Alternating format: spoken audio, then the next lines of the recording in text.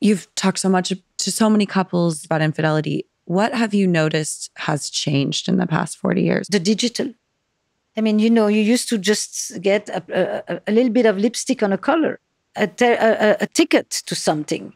I have people who are literally following. This morning, she knows where he is. She knows where he's meeting the other person as it's happening in real life. This is like a death by 1,000 cuts. Mm-hmm. This idea that you can that you have the whole archive available to you, every text that was ever sent.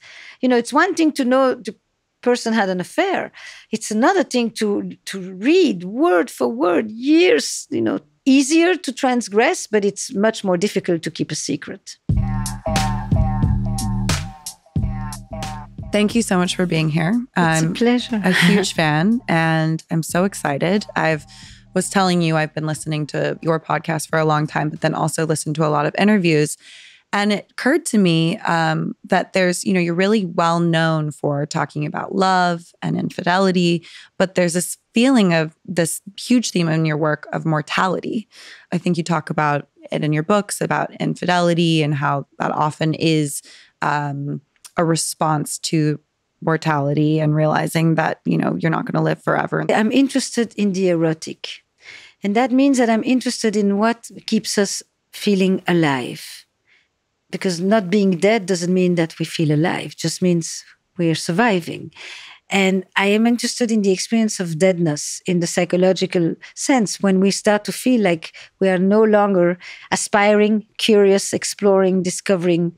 It's this motion of the body and it comes from having grown up, I think, in a family of Holocaust survivors where I was continuously confronted with death, loss, grief, yearning. My parents were the sole survivors of their entire family. They lost everybody and everything. And yet they came back to life. And they didn't just want to survive. They wanted to thrive. They really wanted to embrace life. So I was always wondering, what keeps people going? How do you regenerate? How do you resuscitate? How do you come back? And I think that that's the theme that permeates how I understand desire, sexuality, ruptures, and repair in relationships. The idea of being alive but not really living is a frightening one. But I think that it's something we see a lot, not just in our relationships, but in the way that we check out, right, with technology and everything else. And one of the things I was really excited to talk to you about was porn and the way that we disassociate and find a way of kind of not being alive through porn. I mean, I have a million questions about pleasure, but how do we use porn as a way to check out and to not be alive? Porn is a huge world and industry and figment of our imagination and expression of our cultures. I think that one way to look at porn is to ask ourselves, what are the vulnerabilities that porn addresses? And especially in men, since they are the primary viewers and consumers of porn. So porn addresses 3 critical male vulnerabilities. Number 1, in porn, you are never rejected. You always have a very willing person there who is saying, me too, more, and doesn't say you, how can you think about this? I have a headache. You're just being greedy and selfish, etc. So that fear of being rejected, taken care of.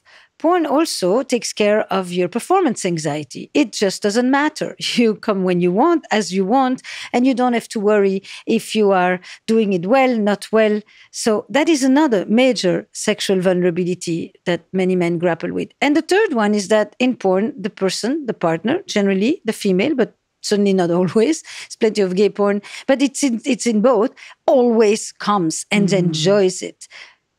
In heterosexual sex, this is one of the big questions. Are you faking it? Is it real? Do you really come? Do you like it? I will never know, because you can pretend anything you want.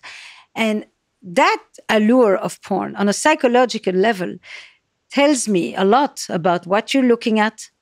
If you're doing it to numb yourself, if this disconnects you from people, there is a theory in 2 directions, right? One theory says porn disconnects. And there's another theory that says when you are disconnected from people, porn is a good response. Good, is an efficient response. It's a tool.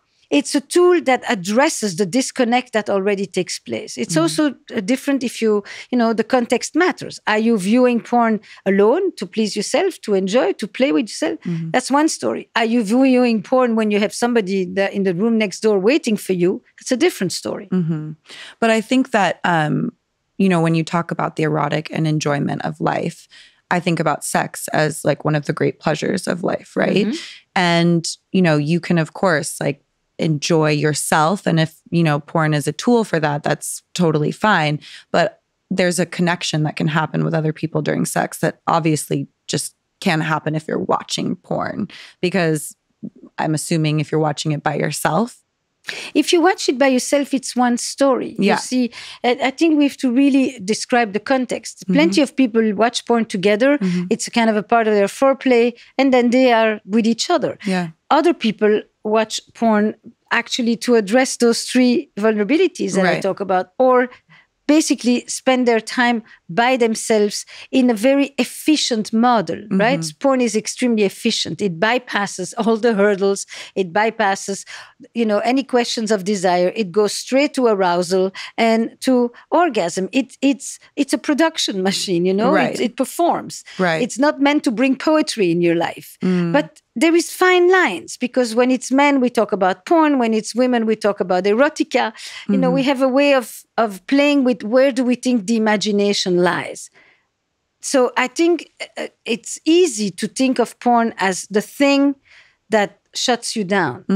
The problem of porn is really much earlier. It's really when it becomes your primary sexual education. Well, so that's what I was going to say. I have a son, and I'm thinking about how to talk to him about sex. Yeah, talk to him before. Yes. And I know that, from other people that, their children see porn before they've even had the ability to have those conversations. I remember the first time I saw porn and how much, it imprinted on my brain. I didn't understand sex, but I, saw this video. And that's true for a lot of American families in particular who don't want to broach that conversation with their children. Right. So the internet informs. How do you explain what a child might see when they see porn and separating that from the erotic and from sex and connection with a real person? So that's a great question, but that is not the responsibility of porn. That is the responsibility of parents and schools and society. As a parent, I think you talk with your child very early on. Basically, in my understanding, it's kind of when the child is 4 years old. Why 4? Because at 4, you become a natural theologian. You ask yourself, where do we come from and where does grandma go? And so that is when you start to talk about where do we come from and what is connection represented and how you feel sometimes butterflies and how when you like this little person in your classroom, you hold their hand because you feel close to them. You're not doing sex education. You're doing sexuality and relationship education. They are integrated. And you talk about how we feel warmth and love and affection for someone and how we have. Look, it's that. And that conversation grows with the years. So that when they get a little older, at some point you say, listen, you're going to be exposed to porn. You don't say, are you what? You're going to be exposed to porn. Like you are exposed to fast food, and either you consume fast food, that is part of your diet, either you have learned that this is not particularly nutritious and there's better food for you. And you can use that comparison as well. That is not reality. It plays with people's imagination, like when you play. And if it irks you, or if it feels too aggressive to you, or if it feels, you basically close this. Some people are going to want you to watch this a lot. You can decide. And I suggest at this point, it's not for you. The same way that if you take a book and I think it's premature for you, I would say that is not yet for you. But if you are in an ongoing conversation with your kid, you don't have, the usual thing is you get all anxious because you've discovered that you preempt it. You check. If you already stumbled upon porn, you normalize it as if it's supposed to happen anyway. So, you know what? What are you watching? What did you experience? And if you are at ease to bring up what the kid thinks shouldn't be spoken about, you actually have a way in to help. and to warn and to select and to educate rather than to just do damage control and anxiety effusion. Well, it also sounds like a great way to take away shame around sex, which is something that I think so many people have. And it's one of the things that struck me so much about the way you talk about sex. You're so, there's so little shame. You're so happy even to just use, words like dick. And, it's very refreshing, but I imagine that, it can also be, it's kind of sad that more people are so afraid to talk about sex like that. Have you encountered situations, or what has been your experience as someone who's able to talk about sex the way that you are with the rest of the world in this sort of, especially in the US, this sort of puritanical relationship to it? So I work all over the world. All over the world, people are sexual beings. They have a sexuality. They don't always have sex. And we talk about the subject. And I think it's not that different than if I want to talk about money or talk about death, which are the other two major taboos. And I basically bring it up. I don't wait for you to bring it up. But, in my field as a psychotherapist, often we find ourselves working with couples and we wait for them to bring it up, and they're looking at us to wait to see if we are going to bring it up. And so if we don't bring it up, they think that's not the person I should talk about this with. And so everybody's colluding in the silence. And sexuality is this subject that you grow up in silence, and then suddenly you're supposed to be able to talk about it. I think Where Should We Begin the podcast has a lot of sessions where you hear conversations that involve the subject of sexuality in its multitude, and how a certain ease about it says, this is not taboo. This is hard to talk about. I get it. This has names. It has a language. It has beliefs, values, vocabularies, attitudes. And the way I start this is that I think that the most archaic, the most rooted aspects of a society can be gleaned from from its attitudes towards sexuality. But the most progressive and radical change in a society also manifests around its beliefs and attitudes around sexuality, particularly the sexuality of children and women. And when you take this more anthropological view, and then you explain that this large thing is actually also how we experience it on an individual level, it normalizes it. It takes the salaciousness out of it. It's either sanctimony or salaciousness. That's what the puritanical approach often does. And rather than it's a fact of life. It's a major piece of our human existence. It's not just something you do, sex. It's a place that you go. It expresses a part of you. It connects to your interior life, and once you give a framework and you say, this is not about what you do or and measuring and how long and how hard. And I'm not into the performance industry of it. I'm into the phenomenology of it. What is the experience with your body, with pleasure, with connection, with reproduction? And then people very rarely resist. They are relieved because they feel guided and held and trusting.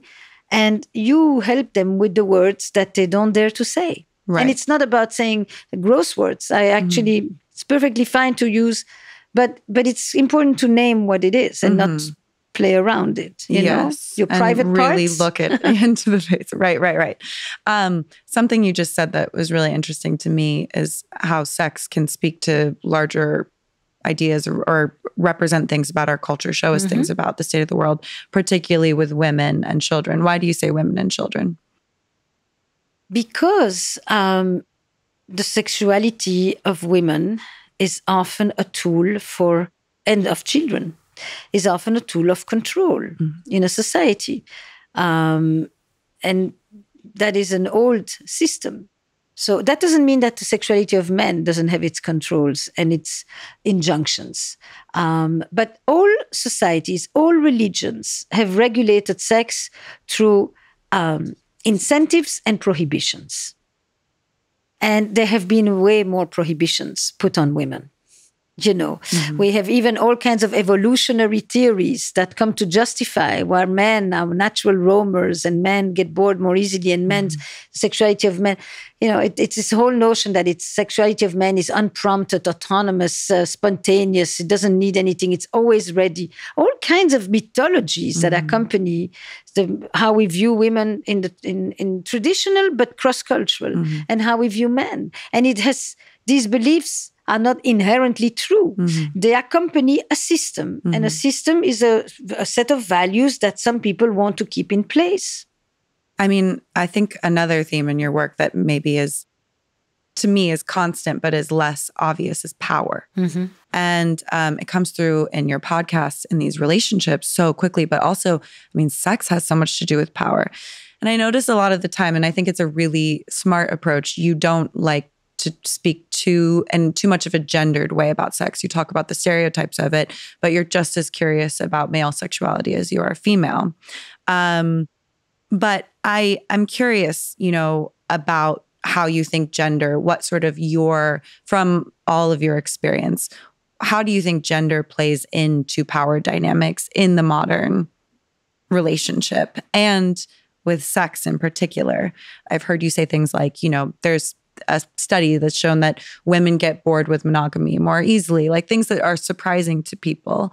But what are kind of your takeaways? We know the history of women being oppressed through marriage, through these rules around sex, still in many countries. What do you see about female desire and power, and what do you do with that? What's your takeaway from all of your work? It was the thing I was the most curious about, because I understand why you don't want to get into the gendered stuff, but also it's like, I don't think it's biological either, but it's in our DNA practically at this point because of the way we've raised and the cultural impact. So there are biological differences, of course. There are hormonal differences, there are genital differences, but there's also culture. And it's this fabulous interplay between the two. But to give you maybe an entrance into, since you really want to bring it into a gender difference, I will locate this into a heterosexual context. I'm a couples therapist for almost 40 years. In working with straight couples, it is very common that you hear the male partner say, "Nothing turns me on more than to see her turned on. If she's into it, it's really beautiful." That's a very common sentence. I have yet to hear women say that. "Nothing turns me on more than to see him turned on." Well, I feel like it's a little bit of an easier thing, right? No, it's irrelevant. What happens to him is irrelevant if she's not into it. So what is the social mandate that needs to be circumvented in order to liberate Eros? And why does the male partner say, "Nothing turns me on more than to see her turned on"? Because if she's turned on, he knows he's not hurting her. And it allows him to circumvent the predatory fear. That is the important part. Sexuality goes around and then plays with the very, it is turning around. You mean it goes around fear, the fears? It goes around prohibitions. It goes around taboos. It goes around, because otherwise, how does he know? And so he knows if she's enjoying herself, then he knows that he's not hurting her and he can let go with her. And he does not have to hold up the social mandate of being the protector and dealing with the predatory fear. Why does she say no? Why does she say in effect, what turns me on is what happens to me? Because her social role, which is the corollary of his social role, is to be a caretaker, is to be thinking constantly about others. And if your head is there like that, worried, thinking about others, you cannot enjoy. You have no ability to experience the pleasure, physiologically speaking. You have to be able to bring the attention on you, which means everybody is okay, so that I can focus on my own mounting sensations and experience the pleasure. And therefore, I have to free myself from the burden of caretaking. Whenever I have said it, because I heard it over and over again in my practice, it made sense for people. The power dynamic and the connection to gender. Mm-hmm. Now, because power is not always power over. It's not always oppressive power. It's also generative power. In sex, in a way, you let go, right? You give yourself and you let yourself go. You can only let go with somebody who can withstand the force of your desire. That is strong. If that person is fragile and you have to worry about them, take care about them, you can't let go. It's the game you play on the beach where you let yourself fall back and the person holds you. If you don't trust that they can hold you, you don't fall back. You will hold yourself. In sexuality, you need to feel that the other person can hold themselves so that you can, for a moment, relinquish the worry, the anxiety about them. And there lies the zone of free pleasure. Unencumbered pleasure is in that sense free. And do you think that women have a fear of their desire being too much for their partner? Some. But that is also because, it's rare that we tell a man that he has too much. But women had a history of being considered nymphomaniacs and having too much desire. And now they are troubled if they have not enough desire. So, how much we play with the appropriate amount of desire women should have is also very much a part of culture and medicine. And the bedroom. Yes, yes. Culture is in the bedroom. Yes.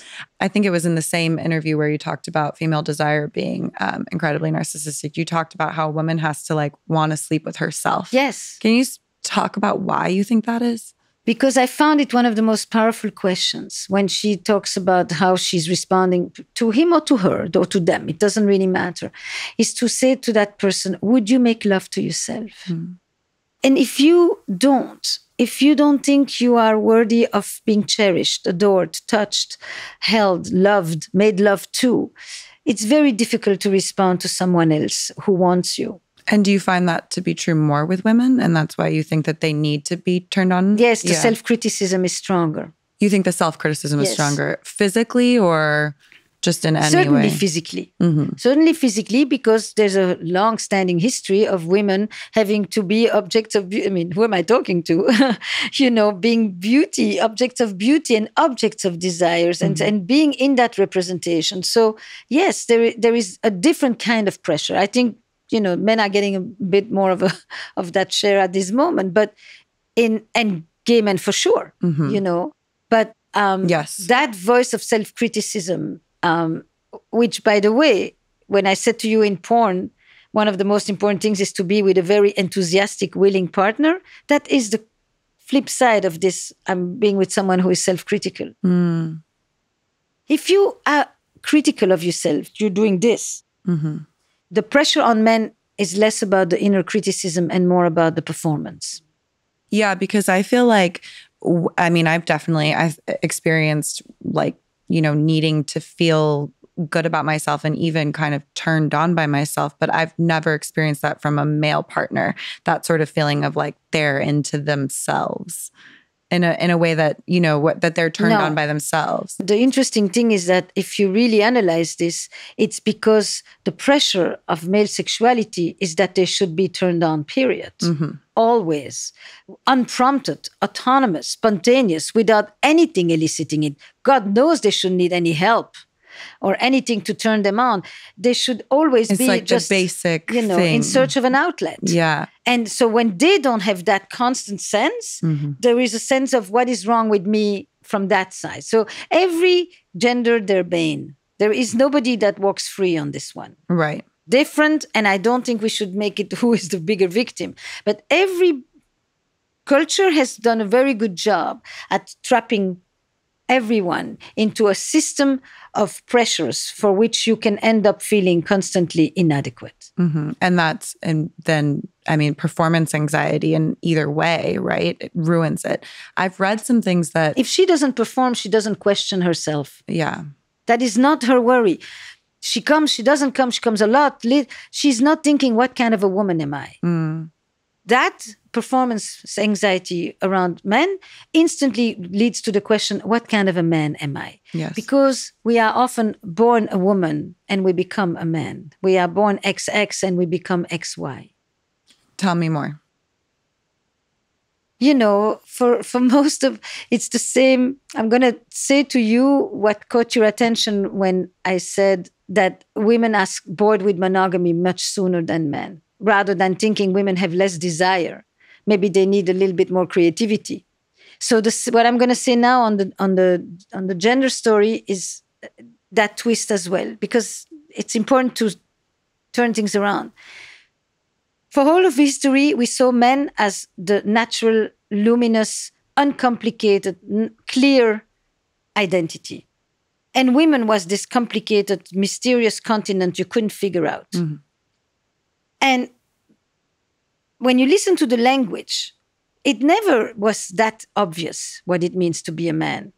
Because when it's be a man, prove you're a man, show me you're a man, it's always done with the imperative. If it was so obvious, why does it constantly need to prove itself? Mm-hmm. Interesting. If you have to prove it all the time, maybe it's not that obvious after all. Mm-hmm. And maybe masculinity is an identity that is very hard to acquire and easy to lose, which makes it actually quite a bit more fragile. I, have so many friends who female friends who want to be able to have orgasms more easily in sex. And they're embarrassed of their desire and of the specificity of maybe their needs in the bedroom. Mm-hmm. What would your advice be to them? Mm-hmm. How do they find more pleasure in sex? It's not just about orgasm, of course, but enjoyment. Well, do you have a partner? Any partner, male, female, dem, trans, all of it, that is actually curious in your experience? That's the bigger question. Are you with someone who enjoys the thought of pleasing you and the thought of seeing you in the realm of pleasure? If you have that, then then it's really just find a space, go for a walk, and just say, it's interesting. We don't often talk about our experience together. What's it like for you? What would you like to experience that we haven't yet? Do you wonder sometimes about me? In what way is it good, less good? That kind of question. And then when they respond openly, you go in one direction. When they respond defensively, are you saying I'm not doing it right? Are you trying to give me instructions? This is being so critical. Then the thing is, it's interesting that you take it. Now, of course, it depends on the tone in which you say it. Of course. But there is a question sometimes to say, I'm curious why you seem to have bought into the view. Now we're talking to the person who has absorbed that script, which is, you should just know how to do it. Okay. I'll give you an example. There is an episode of my podcast that I just recorded that's coming out soon. And it's a very sad episode because she basically came to tell him, I'm finished, I'm leaving. But in the course of the conversation, it also becomes clear that sex has been dismal. And I say to him, can I ask you something? You say you've been 20 years with this woman, and you know that sex has not been the best, to say the least. You are a very thoughtful guy. You bought things, you invested in things. Did you read about houses, cars, places? You must have really educated yourself on a lot of things. Could you tell me when's the last time you read something that would help you be a better lover? 20 years. And do you think he avoided it because he was ashamed of failure? There was fear. There was the notion that you should just know. Mm-hmm. And the way it came up is because he told me that she's not interested in sex. To which I said, maybe she's not interested in the sex she can have. In order to want sex, it needs to be sex that is worth wanting. And it wasn't good enough. And you didn't know how to look at that. And she would have told you, but you were too much into the, nobody tells me, or I should know, or you just appreciated the view that man knows, man has, woman it doesn't want. Doesn't she want it at least once a month, he said. I said, no, not if it's lousy. Yeah. You learn to live without it. Yeah. So that's the answer to your friends is, who is your partner? Right. And what is the rest of the conversation? Because this subject doesn't sit there alone. And then you just say, look, we talk about everything. We do have to find a way to talk about this, because I try in many areas of our life to make sure that life is good for you. And I would love for us to do the same when it comes to our erotic life. I was going to say, it really reminds me of sort of your overall philosophy and approach of an interest in the erotic, right? In the pleasure that life can bring. And if you're choosing to spend your life with someone and have sex with them, there should be a curiosity and a playfulness and hopefully a seeking of mutual pleasure, which is... and the pleasure is not the orgasm. Yeah. Oh my God. No, it's the experience, right? That's the piece. So when you go to talk to your partner, you don't just go to talk about how you want them to touch you. I think your point about the curiosity is what is essential. You'll hear me say it many times. But the point is not to help you do this. Right. I mean, people have done it for centuries and felt absolutely nothing. Mm-hmm. Women are actually experts at that. So it's really everything around. Mm-hmm. And that is not in the act itself. And if you can't elicit that, then you don't have a conversation. Mm-hmm. The point is not how can he make me enjoy myself more. The point is, how do I experience that there is a person there who's curious about me? That's a different kind of penetration, because right? That's nothing. What's sexier than that? What could turn you on more than that? And then the rest follows. It's even the feeling in the bed of like, oh, I'm curious to know. I want to genuinely know. I want to see you experience pleasure. And that's the difference between talking about sex and talking about eroticism. You've talked so much to so many couples. You've talked about infidelity. What have you noticed has changed in the past 40 years? I'm sure there's many, many things, but what's the sort of thing that really hits you when you look back and you think, my God, something has really evolved in our culture that I'm now seeing in my practice? I would say there are three main aspects. I mean, infidelity in and of itself has existed since marriage was invented. So it's historically condemned and practiced. But I think that one of the things and it spreads around cultures even till today, is the fact that because the romantic ideal has become so central and powerful, you are my one and only. I am your soulmate.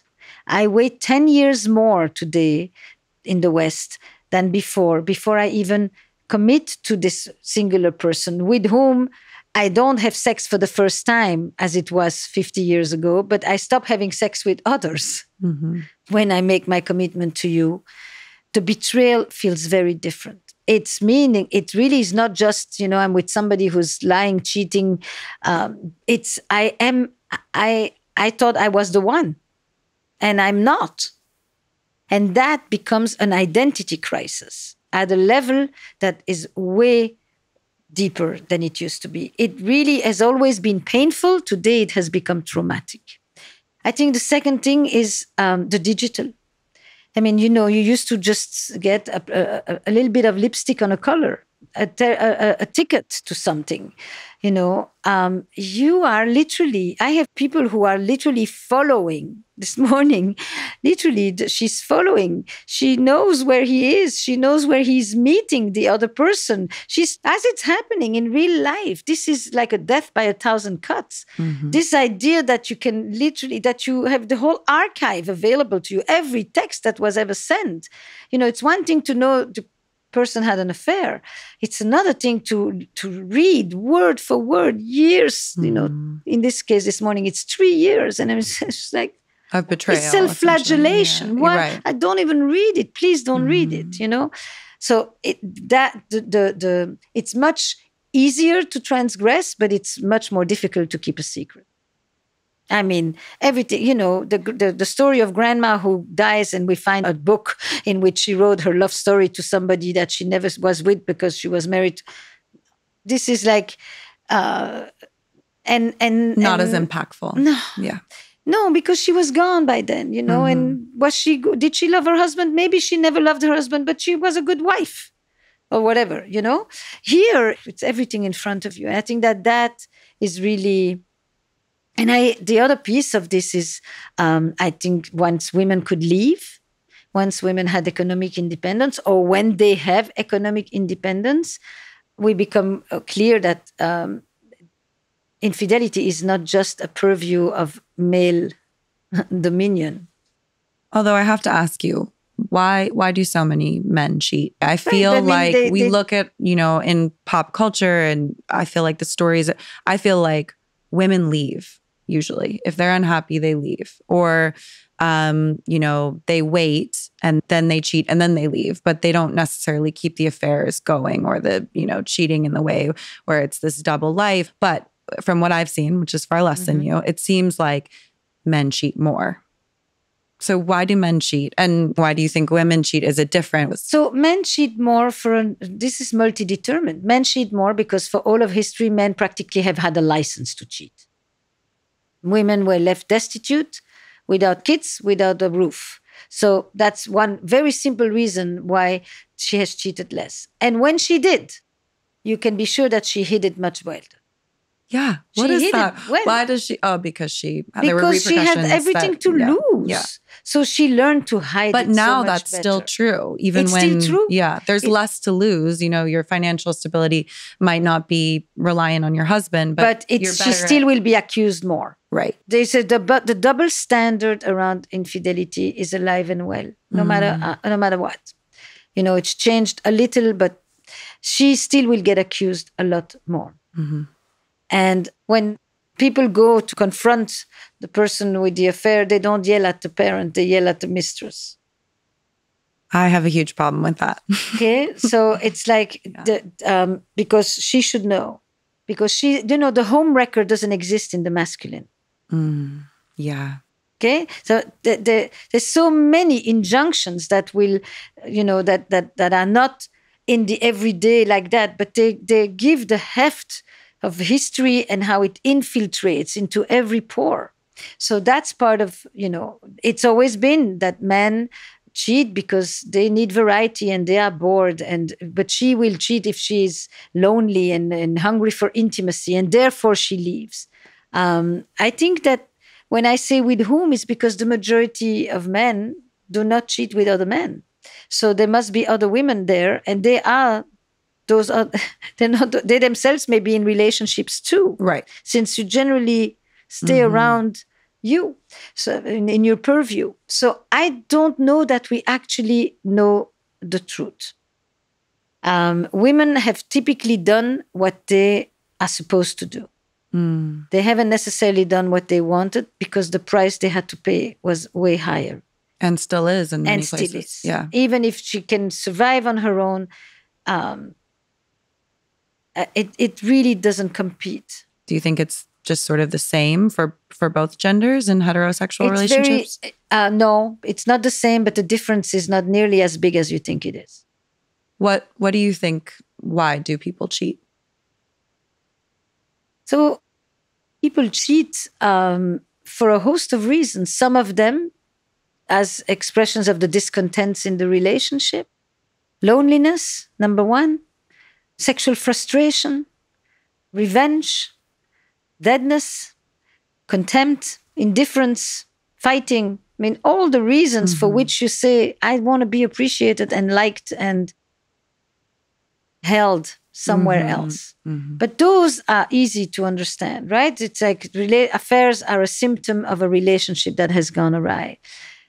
But then there is what I began to write about in The State of Affairs in my book, because it really caught my attention that actually people would say, I love my partner very much, I'm having an affair. Yeah. And I just like, whoa, becomes more interesting. It's not the usual script. So what is it about? And it summarized itself in a line that kind of captured it for me, is that sometimes we are drawn not by the gaze of another, and it's not that we want to leave the person that we are with, but we want to leave who we have become. And that the word that I use, the more, who we have become means that it's not that I want to go elsewhere, but I want to be someone else. I want to be able to evolve. Yes, to evolve or to reconnect with lost parts of myself, or to connect with parts of myself that have never been able to express themselves here. Or here I am a mother to 6 children and I don't know anything else. And I don't know how one retrieves the woman that is behind the mother. Or I am in a constant state of being responsible and I want to be in a place where I can be taken care of and not be the one that takes care of everybody else. Or I experience a sense of deadness. I mean, I feel loved, but I haven't felt wanted in years. And I say, is this it? Am I going to live like that for another 25 years? And why don't I leave? Because we have a beautiful life, because we do get along, because we share a family, because we share a business, because we are taking care of a child with challenges, because you've been there when my mother was dying. And, it's so easy to think of it as all or nothing. Yeah. It's so much more complicated that people would rather live in a compromised situation than give up. And part of why I wrote as the state of affair was that I asked myself, if you can lose so much, everything you've built, your family, your home, your reputation, and you are going to cross that line for a glimmer of what? It must be very important then. It must be way more important than when we typically just call it cheating. Some people, that's what it is, and that's all they do, and they do it as repeatedly as they can. But the majority of people who come to see me, and most therapists, are not chronic philanderers. They are people who have been monogamous sometimes for decades, and they cross a line that they themselves never thought they would cross. So you ask, for what? And the word all over the world that I would hear more than anything else was, I felt alive. And it reminds me of your first question today, and I don't justify it at all. I don't promote it. I don't condone it, but I try to listen to it with an open mind so that I could understand and then help the thousands of couples I have worked with who are shattered by this experience. And I will add one other piece, which I know is probably the thing that I said when I wrote Mating in Captivity that really caught people, is you cannot ask one person to give you what an entire village should provide. And that I still stand by. That I apply to me, but I also think it's true for people. You really need a community of people. If you can't talk with your partner about something, it's okay, find somebody else. But this very person in the podcast episode whose wife is leaving him basically said, I only have her. She is my social outlet. I'm the joker with all my guy friends. And I said, have you talked to anybody that you're going through such a hard time? She can't be the one to help you when she's the one leaving you. You need friends. And I just felt so sad for him and bereft. You cannot live like this. And I came outside and I said to the team, this didn't have to be this way. And my team looked at me and said, this is the first time we saw you. When I was in tears. And my producer said, I've never seen you optimistic this way. Like you really believe they could have had a shot. And I just said, this is an accumulation of one thing after another that brought these people down. It's tragic. It was really like, it didn't have to be. And now that you really need friends. You need to go out with one of you guys who you think you can talk to and bare your soul.